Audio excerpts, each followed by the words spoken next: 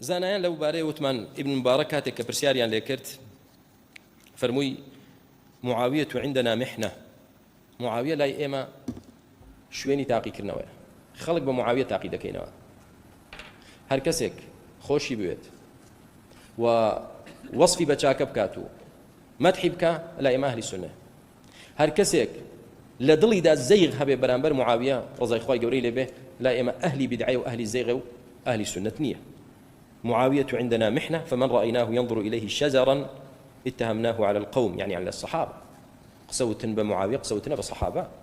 هر كسي قسى بصحابة والله وزنديقة فناب رب العالمين وهروها يعني زانيان فرمونا إذا معاوية ستر لأصحاب محمد صلى الله عليه وسلم فإذا كشف الرجل الستر اجترأ على ما وراءه يعني كسي قلت أنا قسى بمعاوية والله تواب وتمان وتراش بغير معاوية رضي خوای گەورەی لێبێت بۆ ئینسانی مسلمان دەمی خۆی بگرێت و کارێک نەکات کە لەسەری قەزار بێتەوە بۆ قیامەتی بە ئیمام ئەحمەد یانوت ما تقول رحمك الله في من قال لا أقول إن معاوية كاتب الوحي ولا أقول إنه خال المؤمنين فإنه أخذها بالسيف غصبا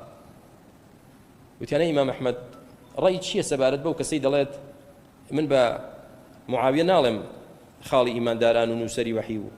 أميري مسلمان شكوا بزوري شمشير ده صلاتي قرت دست إمام أحمد فرمي هذا قول سوء رديء يجانبون هؤلاء يجانبون ولا يجالسون وينبين أمرهم للناس أما قصيتي خراب وبيسا وأو كساني أو قصدلن دبي خلشان لوريا بكرتوا نابي لقليان دانشي نابي هاولت يامكي والله نابي هاولت يامكي كساني كآوا برامبر معاوية رضي خوای گەورەی لێبێ قسە بکەن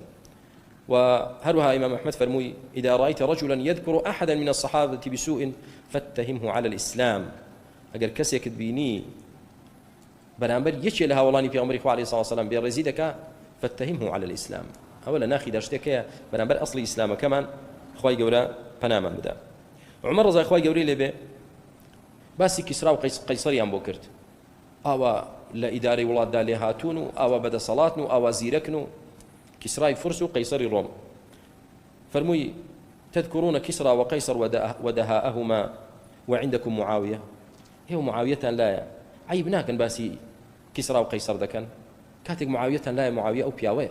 أو بياوة زيرك ودياو لهاتوية أبو الدرداء فرمي ما رأيت أحدا أشبه بصلاة النبي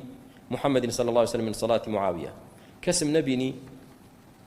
أو أندا لە پێغەمبەر بچێت لە نوێژەکەیدا وەکو معاویە ڕزای خوای گەورەی لێ بێت کە وەکو ئەو دەیکرد ابن تيمية رحمة الله عليه دەفەرمێ اتفق العلماء على أن معاوية رضي الله عنه أفضل ملوك هذه الأمة وكان ملكه رحمة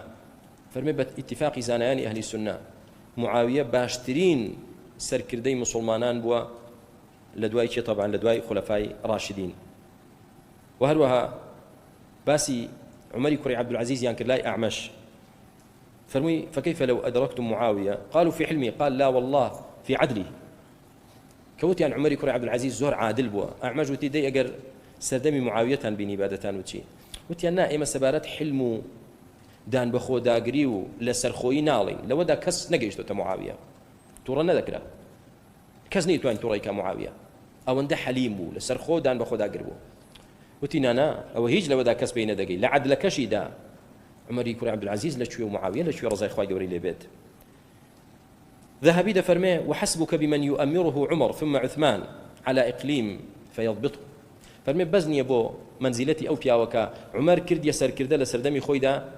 لولاتي شام دوايج عثمان هر بردوام كردي ومضبوطي شي كردو ريكو بيشي كرد